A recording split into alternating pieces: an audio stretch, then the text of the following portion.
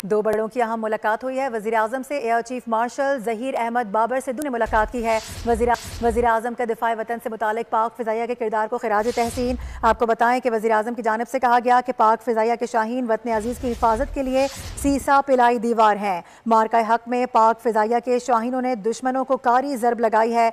मुलाकात में पाक फ़िज़ाइया के पेशा वाराना उमूर के हवाले से भी तबादला ख्याल किया गया है। अपडेट कर रहे हैं आपको। वज़ीर आज़म शहबाज शरीफ से air chief marshal Zaheer Ahmed Babar Sidhu ने मुलाकात की है।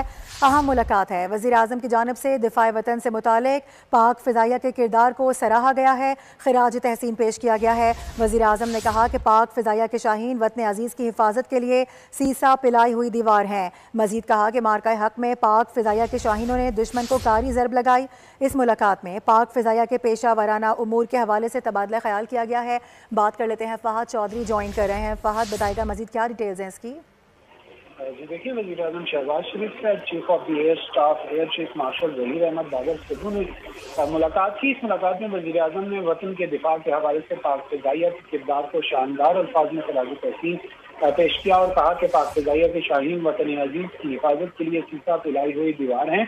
मार्का हक के दौरान पाक फ़िज़ाइया के शाहीनों ने दुश्मन के जहाज गिराकर इसे कारी जर्ब लगाई। मुलाकात में पाक फ़िज़ाइया के पेशा वाराना उमूर के हवाले से तबादला ख्याल किया गया। जी ठीक है फहद, बहुत शुक्रिया।